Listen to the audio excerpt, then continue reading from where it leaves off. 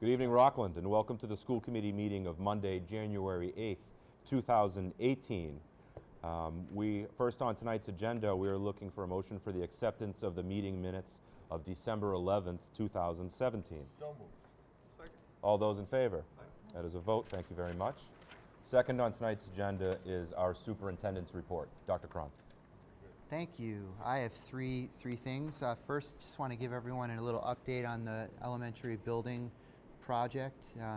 On December 13th, along with Ed Kimball, Chairman Biggins, Dick Phelps, Tom Mills, and Colleen Forlizzi, and myself, we went to Boston and were invited officially into the feasibility study phase of a building project, which means we are able now to begin to access funds, reimbursement funds through the state. So it's really executing the first leg of a very long process.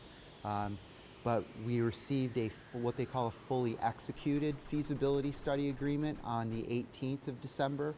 So that means that the MSBA voted officially to agree to execute our feasibility study agreement. We had a meeting of the Rockland Elementary Building Committee on Thursday, December 21st, 2017. During that meeting, we selected a subcommittee to hire the owner's project manager. And we are currently, Ms. Forlizzi and I are in the process of crafting an owner's project manager request for services. So it's called so we will refer to that person, the owner's project manager, going forward as the OPM. And request for services, we refer to that generally as the RFS. So we are preparing a document that is essentially a help wanted ad for an owner's project manager, and it's posted on state lists where it's accessed by companies that do this work.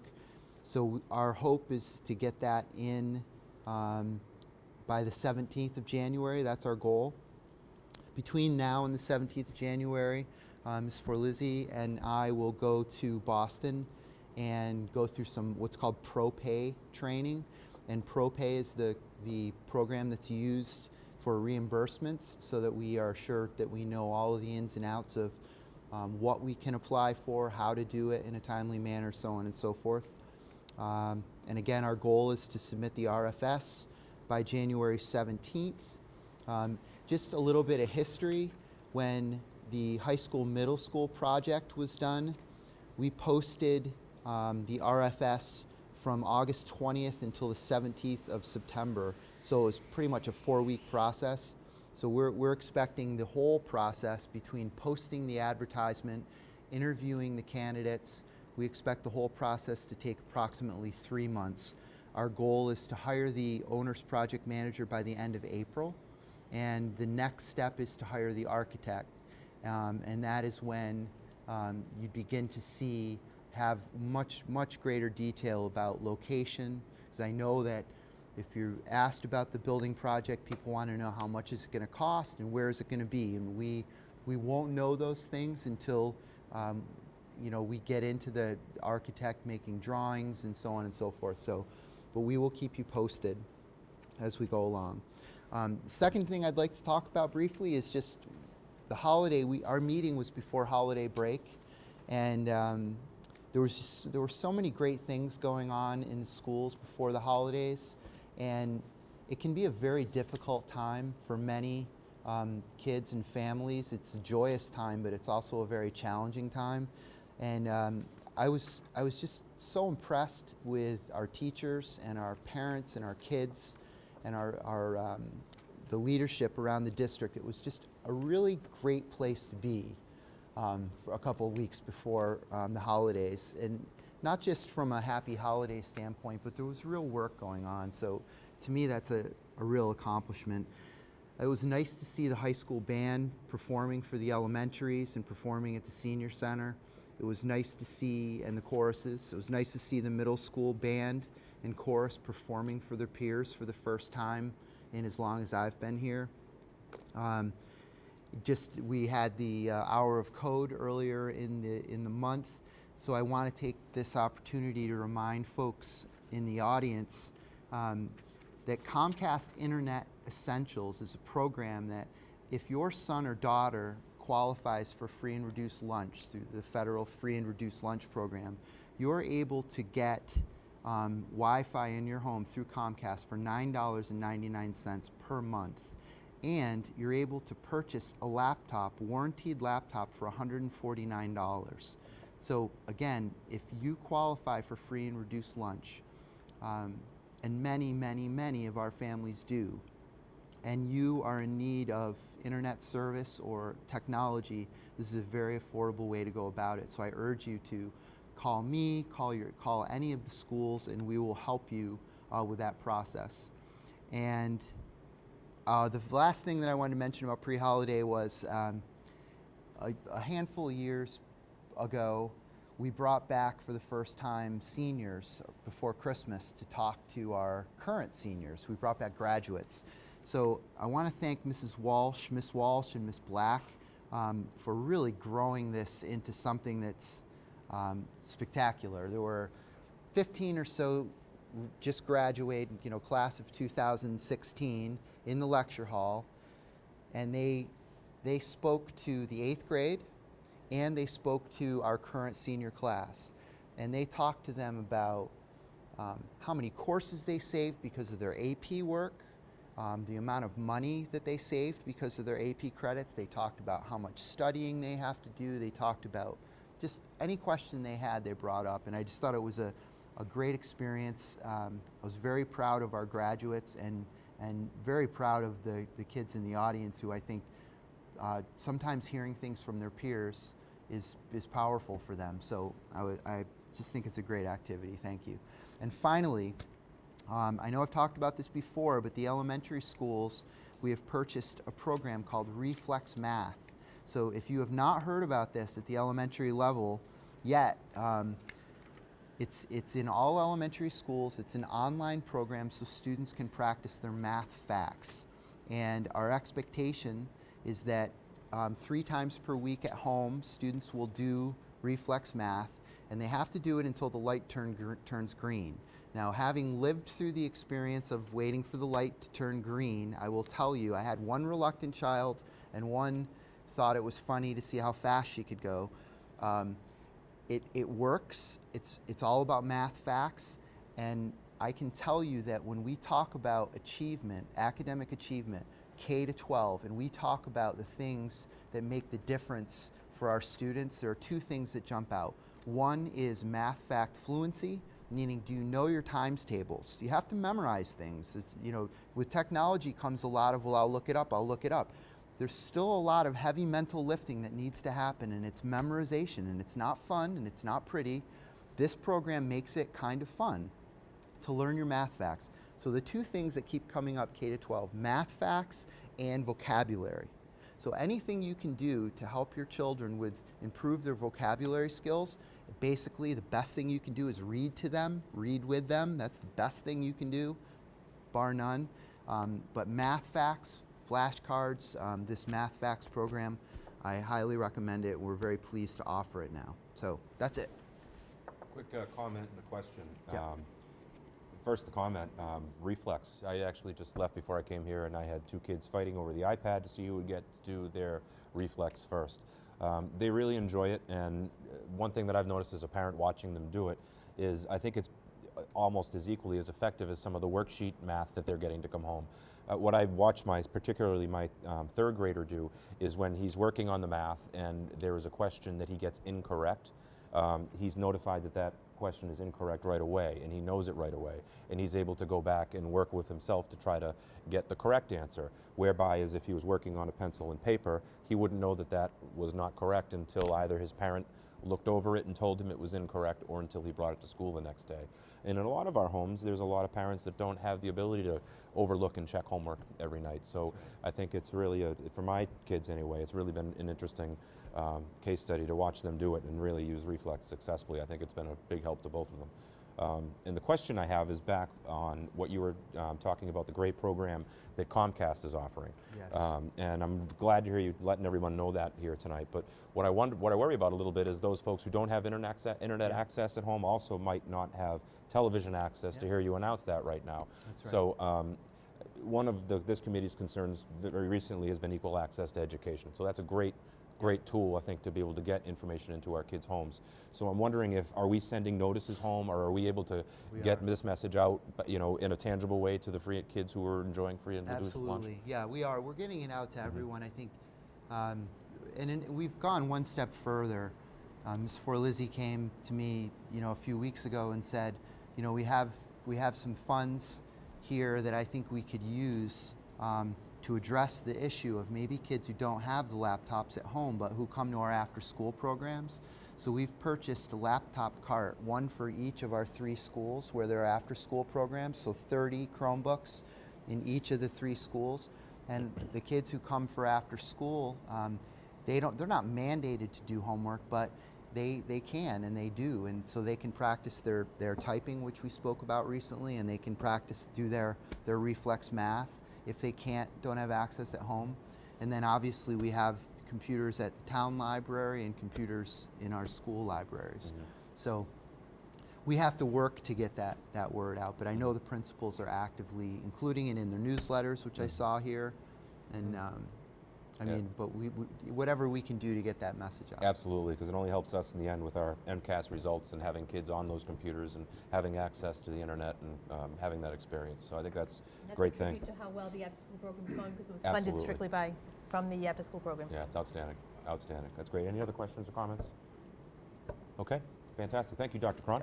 Next on tonight's agenda, monthly reports for the month of December. We'll be looking for motions of acceptance on 4 monthly reports, including administrators, guidance, nurse, and pupil personnel services. So moved. Second. We have 4 motions in 4 seconds. All those in favor? That's a vote. Thank you very much. Next on tonight's agenda, for your information, are school newsletters, which I always comment are so packed with information and colorful. But one thing I noticed different this time is how consistent the 3 elementary schools are. Is this a new approach that they're working together in how they format these and how they? Yes, I've locked them in a room together repeatedly for weeks, and it's starting to pay off. Outstanding. Well, it's nice. It's just nice to see. I mean, they're all, easily read and beautiful and colorful and very consistent, which is really very nice. I happen to notice on Jefferson's newsletter there is a kid who looks a lot like me, a 3rd grader, and He may grow out of that. he's lucky. Thank God. Thank God. But I mention it because a Rockland parent and United States Postal. It's a picture of a United States Postal Service employee, George Kippenhan, who is a parent in our district, and I know he went around to the elementary schools and unveiled, and he's done this for the last several years, unveiled the post office's new stamps. Yeah, so cool. Yeah, it really is, and I think it's a good opportunity for our kids to kind of learn about the mail system, and a special opportunity for our kids to see that. So thank you to one of Rockland's good families for coming out and helping out our schools. So I noticed that. Just one comment is that a lot of the information in there too is about the Hour of Code, and I don't know, the Hour of Code is a worldwide event that that Code.org has put on over the past 2 or 3 years, and getting more and more popular, to where everybody is getting into and doing some type of coding and getting a certificate that they've completed it. And I know in my classes, I do it and I get it into their portfolios for the certificates, and they seem to have a great time with that. Yeah. And I've noticed too that there seems to be a correlation with the kids a lot of the kids who aren't as successful on a regular basis in math and English or whatever, just knock it out of the park with this, and they get excited about it. And I'm all for anything that makes a kid feel like they can do something really well. So There's a lot of logic to it. There's a lot of thinking in the lot, process. yeah. Unlocks those potentials in the students, that you see it when they get it. Oh man, it works. Look, and that little guy is running around all over the place. Yeah, it's really worthwhile to do the Hour of Code every. Well, we have Miss Ryan in the audience here. She's hugely responsible for that. So we'll be looking forward to hearing more from her later. Yep. Yeah, absolutely. Great. Okay, so next up on our agenda, for your information, our building rentals for the month of December, which are busy, busy, busy. It's, I guess, the busiest time of year for building rentals with practices and all kinds of good stuff in our buildings. Glad to see our taxpayers' buildings being utilized. Is that popular? Yeah. Yes, a little bit, a little bit, a little A little bit. bit. Has been fall. Okay. Next up, also for your information under old business, we have some completed fundraisers, and again, some quite successful ones. Yeah.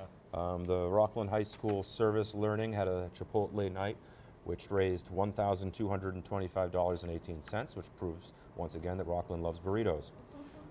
Images Magazine held a bake sale, which netted $163.87. The class of 2018 and 19 had a Holiday by Design fundraiser that raised $86. The RHS swim team had a meat raffle that raised $1,046. The RHS Travel Club had a fundraiser that was canceled. The class of 2019 had a Yankee candle sale that raised $2,935. That's outstanding. That means And there's a 33 lot- cents. I don't want to There's short a them lot at of Yankee 33 candles cents. given out for Christmas. Yeah, great Christmas gift. Rockland smells good. This. Yeah. It's a great re-gifting day. Yeah, especially Yeah, in a it house is. full of boys, those Right. are good to Yeah, have. yeah. Yeah. And then also, with the RMS PAC had a Scholastic Book Fair that raised $2,023.72. The Eston PAC, outstanding, had a Name the Circle raffle, which raised $4,457.92. Outstanding job, Eston PAC. Preschool PAC had a silent auction that was canceled, and last but not least, the Daycare PAC had raffle baskets that they sold that raised $579. So great work by everybody, and all these great causes raising money for our kids. Next on tonight's agenda, under new business, we have the 2018-19 Program of Studies. Dr. Cron? Yeah, I'd like to invite Dr. Harrison, high school principal, to the podium to walk through these proposed changes with you. Good evening, everyone. Hello. Thank you for having me here tonight to talk about the program of studies. It's hard to think about 2018-19 already when 2018 just began, but we're very excited about the changes that you should have in front of you. I was going to go through the document, Program of Studies Proposed Changes, which you should have. So I'll just kind of give an overview, and feel free to stop, interrupt at any time, or if you want me to add on, I'm happy to.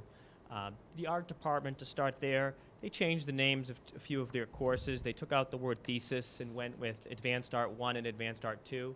Ms. Thompson, the department chair, felt other schools were doing this suit, but she also felt the word thesis was deterring kids from taking the courses.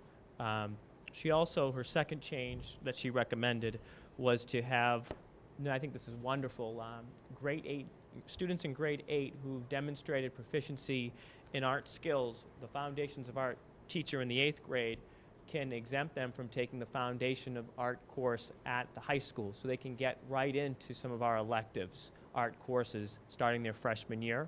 And this is great if you're a high school student who likes art, because this can get you an opportunity to take our advanced placement art course, because that enrollment's usually small, by getting you into art at a younger age in high school. Computer science is our second big change. We're going to have AP, Advanced Placement Computer Science, in our program of studies. That will replace the Computer Science 2 course. The teacher feels as though she can do Computer Science 1 and then have the students do Advanced Placement Computer Science. That program has really moved along nicely, so we're excited to see how that progresses next year. That's the principal's course. AP Computer Science. Yes, thank you. Principal. AP Yeah. Computer Science Because they have Principles. several different ones out Correct. there too. The other thing too, just to look on that, is the on the portfolio that's covered there.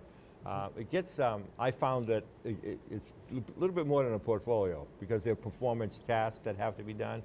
One is an explore, what they have to look up and explore computational artifacts, and Okay. document that and write up stories and compare and contrast in that area. And the other one is the create. The create is I have students that they're going crazy with this one, is that they actually have to create a program. Yep. They have to show it working, and then they have to videotape the program, the execution of the code, and the actual execution that's going on, and submit that with as part of their portfolio, as part of that the performance task. So if you look Sounds it up, great. yeah, it is. And just an example of when you get into it, you can take a look at it next year. Is that there's a lot of YouTube, videos out there already about this. It's an interesting process what they've done, and that's part of the test. That is included as part of the AP test. Nice. Yeah, and it's graded with the test.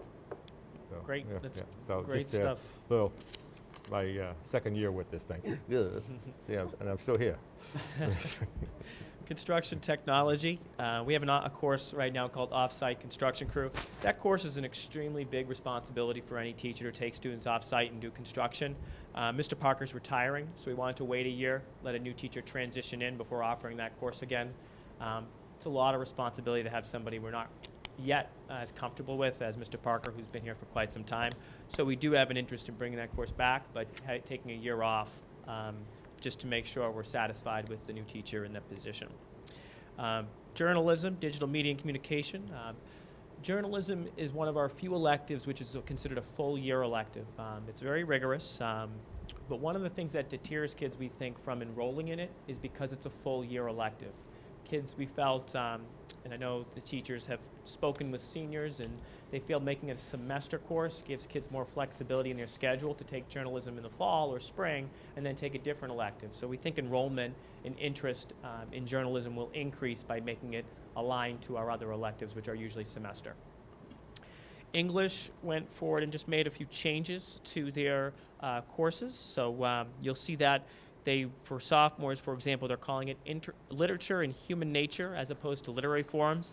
It more aligns to what the course description is, as well as American literature is replacing American studies. That's another example. American studies, you'll see, is considered sometimes a course some schools will have as a history and English hybrid course.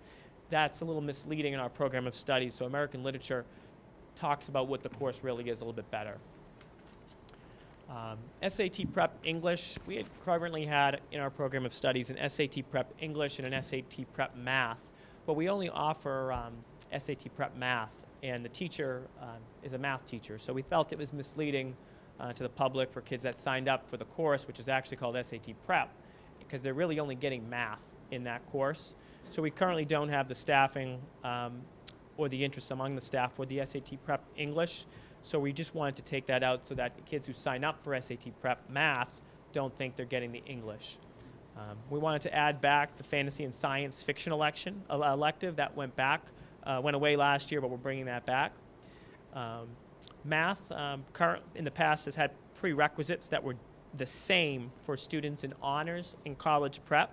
So it used to be 80%, but we felt, or B- I should say, but the teachers in that department felt that the threshold should be different for the students who are in college prep and honors, since they're coming from a course that has different expectations. So they changed it to B- for honors and A, Algebra 2. And either option can also require a teacher recommendation. So a student may have great test scores, maybe not great at homework, but the homework brought down the average, but the teacher may say, you know what, you have the skill to do well in this honors pre-calculus course, so they can definitely recommend a student even if they don't have that prerequisite. Honors geometry will now be available for grade 9 and grade 10 students. That was previously a course for just grade 9, but the teachers had felt that a kid could come in, take Algebra 1 freshman year, have a great freshman year, and then take honors geometry their sophomore year. So we're leaving that open as a pathway for students. The music department took out music theory and oral skills from the program of studies. It had not been offered in the past 2 years. The teacher does have an interest in the future of bringing that back. There were also changes to the description for band. Mr. Piazza really wanted to, and I give him credit for this, he really wanted to add some flexibility in his description. So he took out some of the requirements in marching band as part of band, and wants to work with a lot of the kids who have so many extracurricular requirements, whether it's, and also working. So he wants the kids to be a part of the band, and if they have to miss 1 or 2 rehearsals, it's not going to hurt their grade per se. So we wanted to make it more of something the kids were excited about doing and fun, and not so punitive within his program of studies. Doctor, as far as the marching band is concerned, are uniforms now, are they becoming a deterrent for kids to want to participate in marching band? Uniforms? Yeah. I have not heard anything about it. Okay. Right. Okay. I mean, those Good. uniforms are No, those uniforms are far better than what I had to wear. No, they are, but it seems to go in a cycle. No, I can remember that kids didn't want any part of any uniform at all. They wore khakis and a white shirt. That was it. That's all they wanted to do. Maybe a beret, whatever. But then they wanted uniforms. So I recall that we went out and purchased a good number of uniforms. And I did hear a couple of remarks somewhere that now the kids don't want to wear uniforms anymore. And I haven't heard anything. all right, so that's not the problem as far No, as. I've heard the biggest thing is work. Coming from a band kid, literally, like, carrying the 40-pound baritone sax on my neck. If you're a band kid who likes music, you don't care what you're marching in. I mean, my sophomore year, I was spent marching in my football equipment, not my uniforms during the halftime. About this that would have a little bit of expertise. Macy, have you heard any comments from your peers in school about in the band that like or dislike the uniforms or anything like that? No, from what I haven't heard anything that says they don't like the uniform. Good, So, good. I like them. I think wish they we look had fun. them. I think they look great. I really wish do. we had Yeah. those. Yeah. I'm not even. I had to wear tuxedo pants, a tuxedo shirt, a sparkling blue cummerbund, and a sparkling blue bow tie. You still got that couple of them. Can we have Very Mike cute. model that to the next meeting? Maybe? I don't have it anymore, but I'm sure if you look in the music department, there's a picture somewhere of me wearing it. So. Oh, wait, go look. All right, so that's the music change. Physical education is adding a new elective called Sports Strength and Conditioning. The science department is not offering the forensics, biotechnology, and evolution ecology electives next year. They want to take a year off from that. We talked last year about rotating some of our advanced placement courses. You may remember last year we rotated AP Environmental in, and we had AP Chemistry out. So next year we're recommending AP Chemistry in and AP Environmental out. And the reasoning is we have so many AP courses, but we're a small school. So having the staffing to staff those and have good enrollments is very difficult. So now that kids know we're in this rotation, they're definitely expecting to have AP Chemistry, and then we'll continue kind of the rotation every other year. Number 10, pre-engineering. This, I think, is wonderful, is that we want to offer more introduction to robotics classes. We feel like to do that, we don't need to have robotics because we have the robotics club now. So the students, we want to get the kids exposed, excited about it, so we wanted to double our intro to robotics sections, scale back on the robotics because a lot of times it's hard to get it into their schedule, but also the kids that are really interested go into the robotics club, and that's when they do the competitions anyway in the robotics club.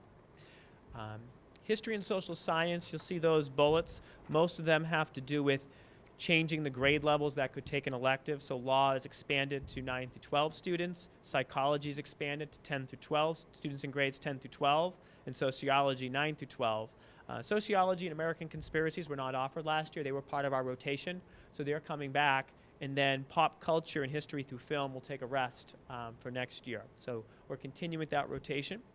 America and the World was a course in the program of studies. We hadn't offered that in several years, so we're taking that out. World languages is going through some significant recommendations for next year. It's probably our biggest of the recommended changes. I'm recommending that we have a 2-year world language requirement. We currently, and I'll give you some background, I could give more if you want, but you know, we did a few years ago, principal at Uxbridge High School, Mike Rubin, did a survey. 90 high schools filled out the survey. 70 out of the 90 had world language requirement of 2 years at least. Schools that the Department of Ed compare us to on our DART profile, Fairhaven, Attleboro, Stoughton, Saugus, and Westfield, those are the schools that the DESE compares us to based on our socioeconomic status. They all have a world language requirement. So if you're wondering, oh, well, what schools are compared to Rockland, they all have them. Abington as well has them. So 70 out of the 90 schools that were surveyed, that completed the survey, had them. But the other reasons are state colleges and universities have 2-year minimum world language requirements. So it's almost misleading. We're not almost telling our kids from the get-go that if you want to go to college, you need to take a world language. So this is a great way of doing that. And also, Mass Core, which came out in 2011, that's the Massachusetts High School Program of Studies. They, based on research that they had done through colleges, one of their recommendations in their program of studies was to have a world language requirement. Students should take a minimum of 2 years in the same language. So The other piece is that a lot of the research, and Ms. Palmer did a wonderful job with her department, of taking a world language, says it's good for the brain, it's the skills you learn, cultural appreciation, all those skills you learn from world language is so important. And then even like career information as well. And I have a few statistics I'll just kind of see if I can locate for you as we're talking. But that's the main change. The other changes were, to do that, we felt we needed to offer French 3 at the college prep level and Spanish 4 at the college prep level, because they were previously only offered at the honors level. So if we're advocating more students take world language for longer periods, we felt like we wanted to add that college prep level. Just to go back to that world language research, 1 in 6 employers in the U.S. say that they have lost business opportunities because of a lack of world language skills, and 1 in 5 people in the U.S. speak a language at home other than English. 93% of mid or large-sized U.S. companies that have international operations or serve multicultural clientele are also looking for candidates that have these global skills. So those are just some important things to bring up. Other new offerings we have, this course I'm very excited for is Advanced Placement Seminar. There's 36 schools in Massachusetts that are participating in this, and you have to apply for it. We applied over the summer. We got off their wait list probably in October, November. This is a course, part of what they call an advanced placement capstone. So kids can get a special diploma from College Board, which is called an advanced placement capstone. And to get that, they have to get a passing grade in AP Seminar, AP Research, and then they have to pass 4 advanced placement courses. And like I said, there's only 36 schools right now in Massachusetts. It's relatively a new thing. But the difference, and I think Mr. Mills, you talked a little bit about the AP Computer Science course and how it's more of a portfolio and more of a hands-on assessment. That's exactly what I think this is. AP Seminar teaches the students research skills. It teaches them how to think about modern day issues that are going on in the world, but how to develop their insights through frameworks. So there's certain research frameworks they learn. That's an AP Seminar, which they take sophomore or junior year. Then AP Research is a course that they would take senior year or junior year, depending the second year of the sequence. And in that course, they complete an independent research project. These are not independent studies. These are independent research projects with really scholarly, they're doing scholarly research, which is important. And I think these are the skills that you want students to really have when they leave high school. So I think this is a different style of advanced placement course. It also has a portfolio component as well. Who are the teachers? What department It's a good question. is what you're visioning teaching that? I put it out to the entire staff. So it's for an interest, and it's going to be a science teacher that'll be teaching it.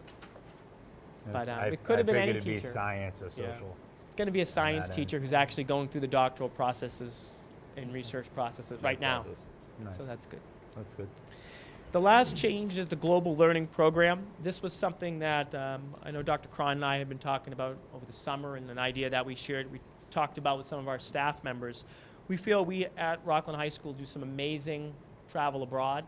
We had students last year alone, 19 go to Quebec, 12 go to Guatemala, 30 students went to Australia, 46 students go to England, Ireland, Scotland, and you'll have a hard time convincing me that a school of our population has that many travel experiences abroad. I think it's just incredible.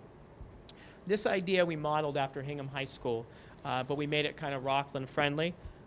We have 2 separate distinctions we wanted to award students who go on travel experiences but are willing to do more, meaning do a pre and post deliverable. So they would work under the advisorship of a staff member, and they would basically do a research component in advance. This is not for credit. It's not a course. It's all done outside of school with a teacher assisting. And they would pretty much, they'd apply for it. They would, once they apply and the advisor approved their proposal, they would come up with a pre-project for this. So there's 2 distinctions. One would be a global ambassador distinction. That's more for the travel club trips, which go to England, Ireland, Scotland. The second one is a global citizenship distinction, which is more for the Guatemala or service-based learning. So like a service-based learning project could be looking at malnutrition in third world countries. So they're doing research on it. Maybe they're focusing on Guatemala, and then they go there and they're looking at it through the lens of their experience. And then they come back afterwards and they would do a presentation. And I imagine, we envision the presentation being, we'll have community people come in and kind of do a celebration of the travel experience. Students who do this would get an acknowledgement on their transcript, not a grade, not for credits, it's about the learning. Get an acknowledgement on their transcript, as well as get some recognition at the senior banquet. So it's nothing that is as academic grade-wise, it's more of for the joy of learning, which sometimes we don't do enough of. I wanted to thank the department heads and the staff. They did a great job putting together these recommended changes. It started as early as November, so I appreciate their support and thoughtfulness in the process, as well as the site council for their input as well. They were great as well. So, Outstanding. thank you. Thank you, Dr. Harrison. I know, as you said, this is a lot of work and a lot of looking under the hood and reflection, and thank you and your staff for all the hard work. And being that this is a first reading of this, I wonder, would it please the committee to table this so that it might allow us to read a little bit further into it and have further Motion to discussion at our table. next meeting? Will that cause any problems? It does, but that's okay. We ideally like to do, and it's fine, we can delay, but we typically put the program studies for the printer for the start of term 3, so the teachers can do course recommendations for February 9th, but we don't want to rush your approval Well, process. when does term 3 start? Say that That's again? the, when does the term 3 start? That Term in 3 February? starts the 24th of Oh, Wednesday. Usually there's oh, about a J- 2-week, 1.5-week turnaround. January 24th? January, So, yeah. okay. We can make it work though. At most. Okay, motion to table. Do we have a Can I, second? Go Can ahead, I just make please. some comments? Yes, please. Yeah. Because I did read through all of this. Yes. I was impressed by the breadth and the variety of the electives. I reflect back on my own high school and think it was pretty boring, the electives that were offered. So I think that's great in encouraging kids to really seek out the things that they love and to become proficient in it. I'm also impressed by the amount of AP classes that we offer. It's really an opportunity to encourage our students that they have the aptitude and the talent to move forward in education, which I think is really important. And we all know that, you know, education is how we grow and how we change who we are and what we do. And so I love the amount of AP courses that we offer.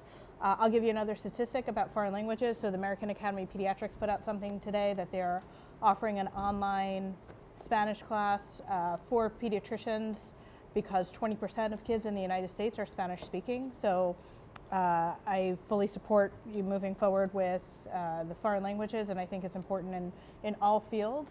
And I just love the service project. I think it showing our students to think globally, it just helps us to embrace diversity, which is a problem that we see throughout the world right now, especially in this country, about people not wanting to embrace diversity. So I love that, and I'm always a big advocate of all the community service that I see going on in our town, going on throughout the schools, but especially in the high school. I think that's fantastic. So those are just my thoughts in case I forget to say them next week.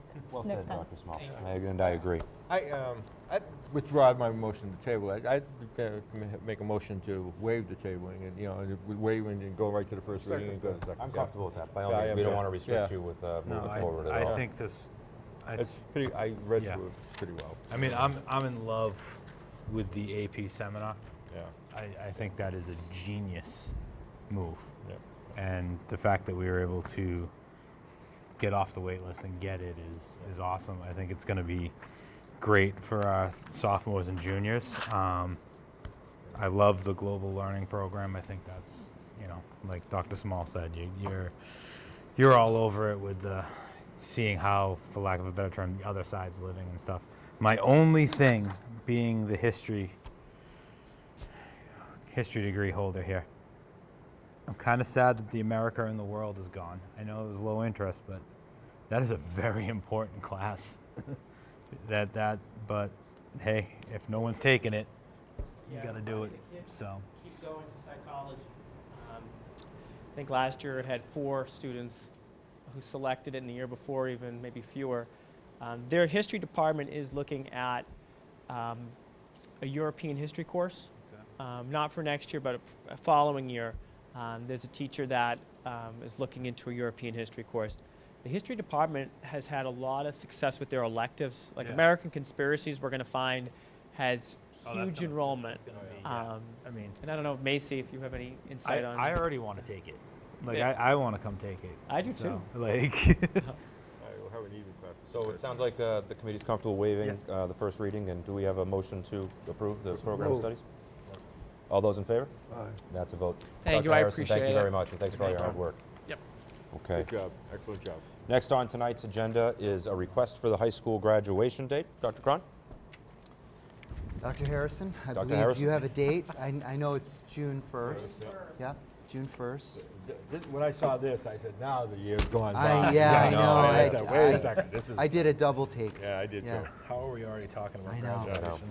So anyways, proceed, please. We're recommending Friday, June 1st, 7 o'clock outside. Motion Beautiful weather. Will you be able to guarantee the beautiful weather that you've been able to provide seemingly every single year for that beautiful Friday night? I'm going to hope. All right. Never Outstanding. rains Motion on to- graduation. Rain or It never shine. does. It Boy, doesn't. I'll never forget the one year when we had this little slice where Yeah. it wasn't Right, right. raining, And and it we were just- and the it. sun just came We right were out. it. Yeah, Now no rain, and as soon as we finished, yeah, amazing, amazing. yeah, someone up there's looking We have a out motion for to us. approve June 1st, 2018 as the official graduation Second. date, and we have a second. All those in favor? That's a All vote. right, thank you. Thank you, Dr. Harrison. Next up, we have approval of fundraisers, and we have just one approval for fundraisers tonight, which is the Rockland High School girls tennis team is having a Chipotle night, which I said earlier also again proves that Rockland loves burritos. We have a motion, and Second. I think we should have, the person that put this request in, present it, you know? I think that's a good idea. Yeah. Macy?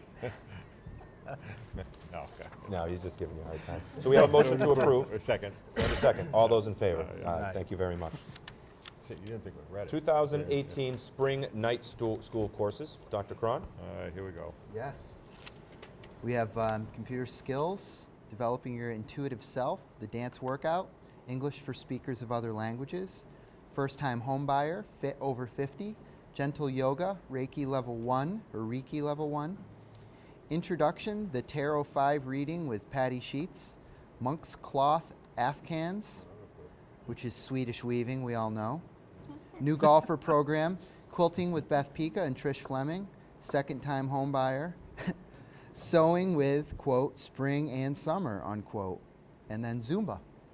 Let's do the Zumba. Sounds good. You ready for the Zumba? Oh yeah, look at me. All right. Dancing machine. Okay. So- we have a motion to approve the Motion spring to night approve. school courses? Motion. And a second. All those in favor? That's a vote. Thank you very much. No comments, Next up, no I've been looking forward to this all night. STEM presentation from the Rockland Education Foundation.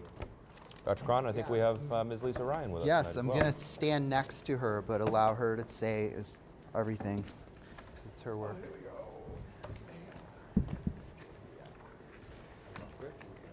Okay, well, I'm equally excited about this. We've been talking about this for months, and what we were looking at is we were looking at the whole elementary STEM curriculum, and as we were going through it, we really realized that what we really wanted to start with was really enhancing the science, technology, and engineering frameworks. So that's what this presentation's about. So to give you a little bit of background, research tells us that a third of our fourth graders become less interested in science, and then by 8th grade that number's grown to half. So that essentially is cutting our STEM pipeline down to 50%. So that's a startling statistic and shows us that we want to increase students' opportunities to work with science and STEM in general at a younger grade level. So thus far at the elementary level, we don't have a holistic science program. I don't know if you're familiar, but Next Generation Science Standards came in a couple of years ago, and then Massachusetts adopted its version in 2016. So there's a lot of schools in the state who are kind of in a similar position as far as looking to move toward a new curriculum that addresses a very different way of teaching science that's a lot more hands-on oriented. So we need to change the way we teach in order to engage students, and it's going to involve a lot of hands-on investigations. So that we had some goals of the STEM program in general. So as I keep talking about coding and science curriculum and everything else, these are the things that, I shouldn't read all that. Do I No, read it's aloud for the okay. people at No, home? Okay, but to give you an idea, Yep. I didn't know if I should read it aloud for the people. People love having PowerPoints read to them. Only because of the people at home, which I would never normally do. So all of these things. And it's really, Mr. Mills mentioned it earlier about problem solving. It's all of these things. Coding isn't just about learning the skills of coding. And a high quality science, technology, and engineering program is not just about learning the content, though that's very important as well. It's all of these things as well that get kids to think in a different way that will benefit them for the rest of their lives. The next thing I'm going to show you a video. It is FOSS, which is the science program that we're going with. It is their promotional video, so don't think so much about what you're hearing, the promotional words that you're hearing, but just I'm more interested in you seeing the kinds of hands-on investigations that are happening in this video. Oops, it's supposed to autoplay. We might.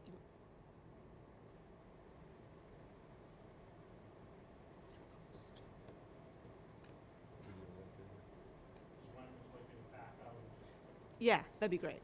It autoplayed before, but you know how these things. Yeah. Should be able to double click it.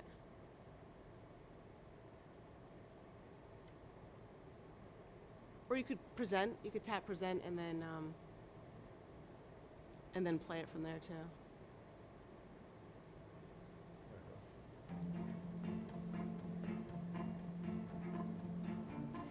My favorite thing about teaching with FOSS is the excitement in my classroom. I think any child learns better, remembers better when they are doing something active. I think the biggest surprise is the depth of understanding that the children took away from the experiences. We design things like engineers. My students love it when it's time for science. I get to build stuff, not just read about everything. My students are so engaged in the investigation, they don't even realize how much reading and writing they're doing. I'm learning to think like a scientist. These kids are really going to change how you teach, not only in science, but other subjects as well. FOSS believes that science goes beyond the pages in a book or words on a screen. It's about experiences and critical thinking skills. It's about science concepts taught alongside the practices of science and engineering. FOSS is a comprehensive science program that has everything you need: hands-on, print, technology, to successfully engage students for all classroom environments. FOSS is truly the program for the next generation. FOSS has had a tremendous impact on my kids. I'm learning to think like a scientist. You don't need to be an expert to use the FOSS kits, you just need to be a teacher. So FOSS, you can see, is out of the Lawrence Hall of Science at the University of California at Berkeley. So it's really, I would consider us to be getting the very best program in the entire country. And then, so just to give you an idea, so what we're looking at doing is we have a 3-year implementation plan. The first year, we're going to implement 1 domain for 3rd grade and 1 domain for 4th grade. So what that means is these are the 3 domains: physical, earth, and life, and those are the topics that are part of the curriculum. And we would implement one of those. So either physical or earth will be year 1. And I just want to give you kind of an idea of what the kits look like. So this is all the hands-on materials, and every time you teach, it starts with a hands-on investigation. So you're doing some of the kinds of activities that you're seeing there, and then it goes to the book resource. So that kids have built some knowledge first before they start learning the meats of it. And then it keeps going back and forth between active investigations and then the really nice reading materials. And then you can kind of see in these 2 pictures, you can kind of see they're doing a balance activity there. And then over in the top right, they're working with crayfish there. So there's real live animals they're going to work with. We're talking about like hydroponic gardens. I'll show you the next one. This is grade 4. They're physical, earth, and life topics. And then these are the 3 major domain kits. Just to give you an idea of all the hands-on stuff that's in there. They're working with circuits, and they're lighting light bulbs and things like that. This This one, I know, I love that one. This is a 4th grade project. They actually have different salinity levels in each of those glass containers, and then they hatch brine shrimp, and they see what their reproductive rates are like. And which one affects the best. We were fortunate in this first year, phase 1, to Rockland Education Foundation is generously donating the first year, so the pilot phase. And the funding includes 1 domain kit for grade 3 and 1 domain kit for grade 4. Licenses for online resources, so you saw a lot of the high quality online manipulatives that there are, as well as you can do investigations online as well, simulations. We're going to get professional development. That's one of the things that the teachers mentioned. Most of our teachers did not go to school for science at the elementary level. A lot of them went for English or math. So this is going to give them the opportunity to learn the science concepts that sit behind it as well. And then each of the domain kits include all the equipment and materials that you see, which is so important. Student resource books, and then of course the teacher's resource and investigations guide. So I want to give you a sense of what our phase 1 implementation is going to be like. So we're here to present to you today. This Friday we have a FOSS and their distributors, Delta Education, their consultants coming in to do a run through with 1 grade 3, 1 grade 4, and a special needs representative from each of our elementary schools. Our principals will be there, and then at least our middle school science person has also evaluated the system with us, and so she's going to be there as well. And depending on the snow days, if it works out schedule-wise, our high school person's going to be there as well. They're going to choose whether they want to do physical or earth, and then our goal is, and then finalize the pricing that RAF's going to give us. Mm-hmm. And then we're going to order those domain kits, and we're going to, what we want to do is the last 2 weeks of the school year we want to call STEM weeks. So we're going to do this real immersive, we're going to do an immersive strategy that Carver Public Schools does, and they take 2 weeks and they do a whole domain of science. So it's all of your reading, all of your writing, and most of your day will be science. And that's like equivalent to a third of the year's worth of science because it's 1 domain. And so Karen McKinnon's going to be very active in doing that. She's our literacy coach. And then in May, we'll do the professional development right before, right at the end of the year after testing, but before Labor Day. And then our last 2 weeks of the school year this year turn out to be the Memorial Day, I said Labor Day, Memorial Day week, and then that's our very last full week of school. So that's our plan. Excellent. Questions or comments from the committee? Yeah, I got one. Is there any particular reason why it's only physical or earth, Sure, not life? Yeah, so the reason we can't do life in 2 weeks because it's all growth stuff, so it's like hydroponic gardens, and you saw the hatching of the brine shrimp and the like crayfish and things like that. So because they're working with live things, we need that when we implement life, we've got to implement it over, like 8 weeks. But life is going to 10 be weeks, oh yeah, implemented at some- absolutely, okay. absolutely. So that'll be year 2 or year 3, depending on, but it's just that first year. For the 2 week thing, it works best. That makes sense. Yeah. Just was curious. And this program goes down to, I know this is phase 1, but phase 2 and phase 3, as you implement it, goes down to kindergarten, or what is the ultimate plan? So right now, kindergarten has something called the K2 initiative, which has a heavy amount of science in it already. So we're going to start with 3rd and 4th because the science test is in 5th grade, and it's a 3 through 5 test. And then there's the 8th grade test that's 6 through 8. But so right now we want to focus on 3rd and 4th first, so that we can get them ready for middle school. And then after that, if this goes well, then we'll talk further about going down to 2nd and 1st. Okay, I'm just wondering because you said that by 3rd grade you've already lost 30% of the kids' interest, right? Yeah, by 4th grade. Yeah, by 4th grade you're absolutely correct. Okay. So, but we're going to start with 3rd and 4th, but you're absolutely right. We need to look at 1st and 2nd eventually as well. Just, Lisa, first of all, thank you for all the hard work you've put in and all your investigative work to pick the best program for us. And secondly, a little plug for Rockland Education Foundation.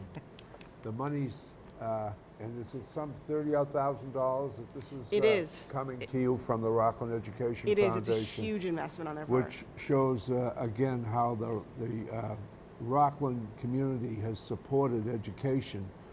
That's all comes from donations to the Rockland Education Foundation. And so if anyone wants to donate, they are an accepted charity, and you get all the tax benefits and so on. But they could use any and all donations, because you can see the wonderful things that the money goes towards. Every dollar that's raised goes to the Rockland schools. None of it is kept for any administrative costs or anything else. Even our postage is donated, so that every dollar raised comes to the Rockland Public Schools. And we've been in business now, I think, some 15 years, from a meeting at the Rockland Trust Company until now, when we're raising $40,000 to $50,000 a year. It's truly amazing. We would like more help from the business community, so this is a great way for the business community to get involved with the Rockland Public Schools if they want to fund through the Rockland Education Foundation. And we obviously fund grants that are submitted to us by the faculty and administrations. And again, and thank you to you, Lisa, and thank you to Dr. Cron as well, because I know he's put in an inordinate amount of time with this as well, to see that it's implemented and that it will go smoothly. So that's all I have to say. I had a couple of comments, but Mr. Phelps just stole much of my thunder. I'm very much excited, and I think we all are, in 2018, as the world has changed with STEM and how the economy and how our culture uses it. It's just so exciting to see our kids in Rockland being introduced to this and being able to have the opportunity in STEM, and particularly to have this immersive experience with science at the end of the year. And secondly, I also wanted to compliment you, Ms. Ryan, as well. We're incredibly fortunate to have someone who really cares about this program and about our kids so much to research this out, and I know much of that was done on your own time, and thank you so much for all that you do with that. But also, Mr. Phelps's point about the Rockland Education Foundation. In your PowerPoint, the word that stuck out to me was generous donation from Rockland Education Foundation.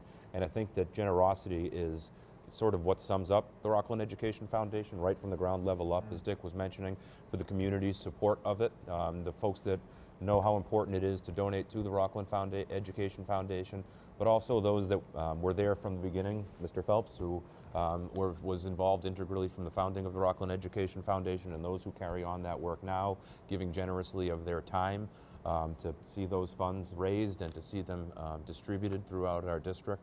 We're just so fortunate to have a community that supports our schools, and people that, like Mr. Phelps, who have worked so hard for the foundation to be able to give to our kids. And you have to look no further than down the hallway, seeing kids using VR headsets and tablets and computers and STEM programs. So it really is remarkable. And so we're very fortunate in that way to have individuals like you and groups like the Rockland Education Foundation. So thank you for all your work, and thank you, Dr. Cron, as well. I also like to thank you.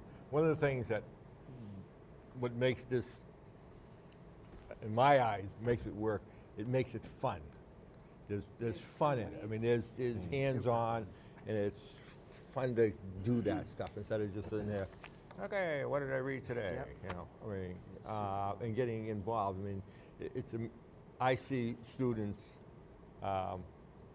really getting involved when they do get involved with it, because it is fun, and you get them thinking, the thinking part, the whole organizational part, all that. Just it builds their confidence so quickly when they do that. Thank you.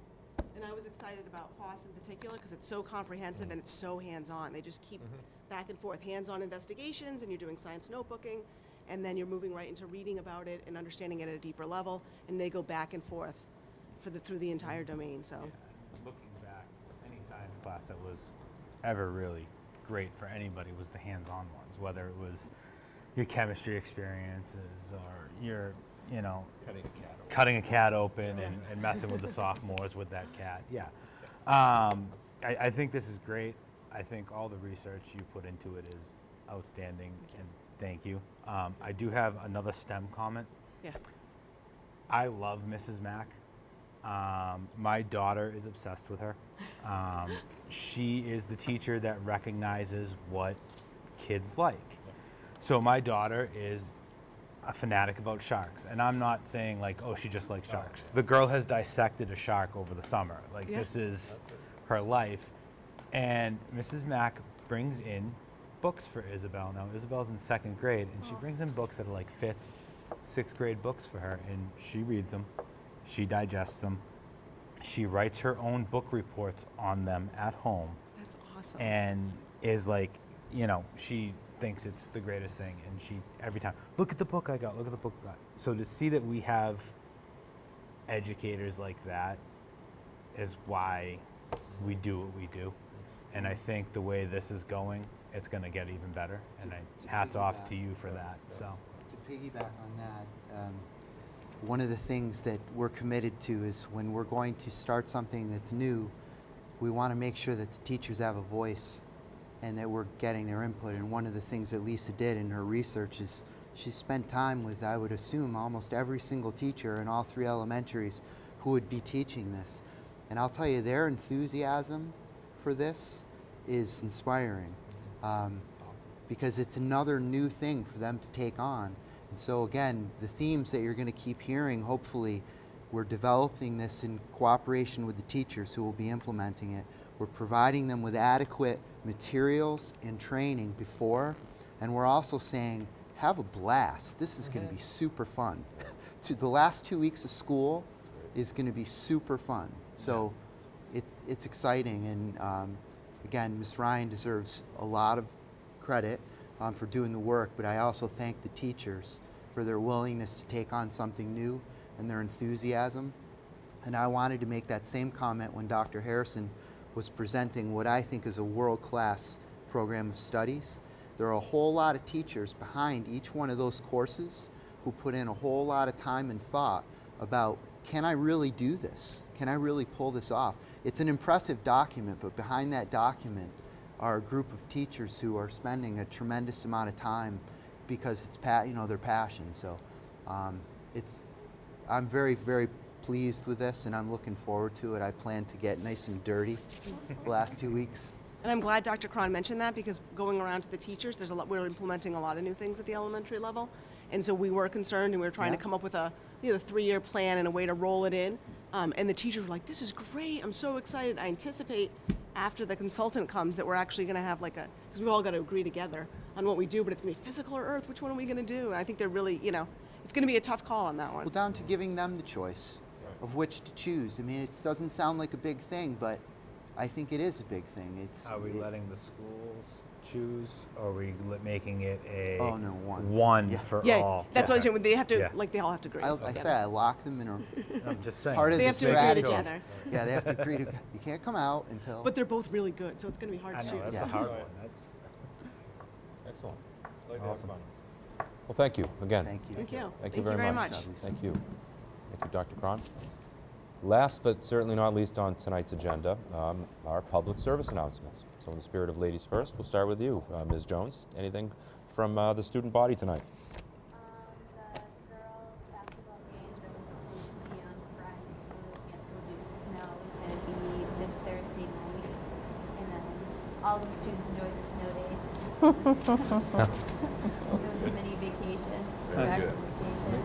And then SGC is taking a trip on Thursday. We're going to another high school for a winter conference, and so we get to do leadership activities there, and we get to listen to a keynote speaker. So I'm excited about that. Who's the keynote speaker? We don't know yet. We don't know until we get there. But they always pick someone Dr. good. Cron. Woohoo! Outstanding. Thank you, Ms. Dr. Small. So we are in the dead of winter, and I would be remiss if I don't speak about the flu vaccine. So all over the internet, you read all sorts of conflicting information about flu and flu vaccine, and this is where people are mostly getting their information right now, is from the internet. Right now, it's a pretty bad influenza season throughout the country. Not so bad yet in Massachusetts, but we anticipate it will be worse. The vaccine is not 100% effective. It is never 100% effective. But 85% of deaths are in unvaccinated people. So even if it doesn't prevent you from completely getting sick, it is very effective in preventing you from dying from the flu. And the people that die from the flu are the very young and the very old and people with chronic conditions, so our children. So please get your flu vaccine. And if you have young children in the home, younger than 6 months, they're not eligible for the flu vaccine, but the whole family is, and you protect the child by protecting everybody else in the home. Thank you, Dr. Small. Mr. Phelps. It's funny you mentioned the flu because I watched a program on PBS about 2 weeks ago, and I never realized how devastating the flu was back in the early 1900s. It was during World War I.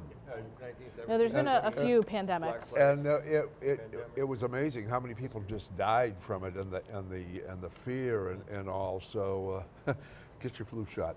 And the second thing is Rockland Athletics.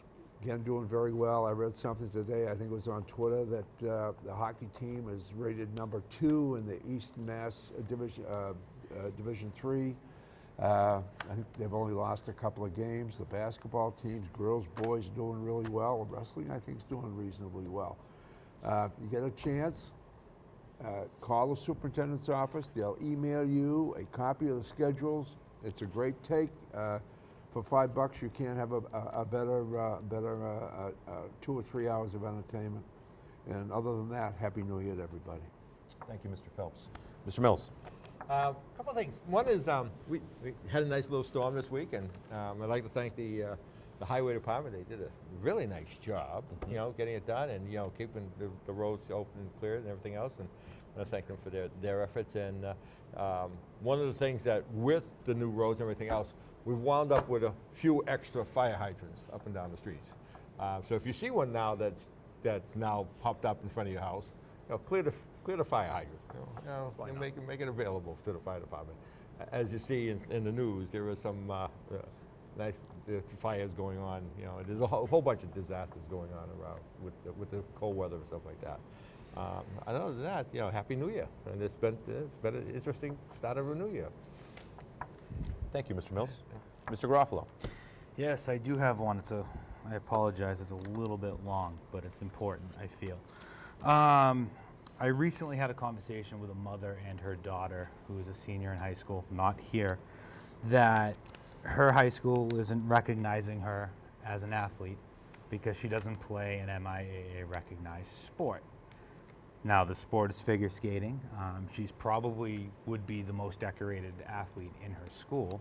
And it got me thinking that my new mission is, since my daughters are in this figure skating program and they have a huge amount of girls from Rockland in the program, every time something good happens, I'm going to talk about it in a meeting and point out all these girls. So since the MIAA won't recognize them, we will. So this past weekend, we were at the ISI Lake Placid Championships. The girls all had to leave Thursday morning, get up there, compete Friday, Saturday, and Sunday. We brought 33 girls. 10 of them were from Rockland.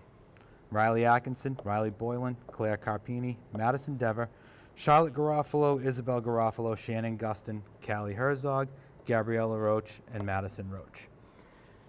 These girls combined for 45 total medals. 19 gold, 19 silver, 7 bronze.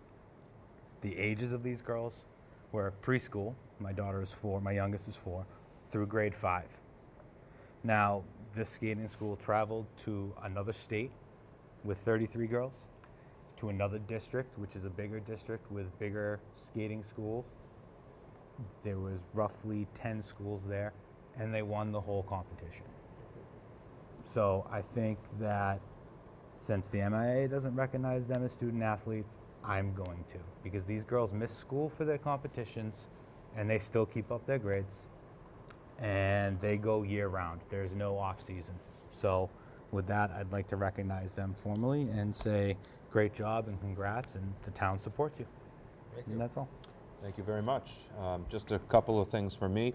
Time and again, Rockland is an amazing community and it's filled with amazing people, some of which are multi-generational Rockland families, and one of those families is the Paulding family. And on behalf of this committee, I would like to express our condolences to our high school vice principal, Kathy Paulding, on the loss of her dad, Bob Paulding. Bob gave a lot to this community over a whole lot of years as a coach and as a neighbor and as a friend.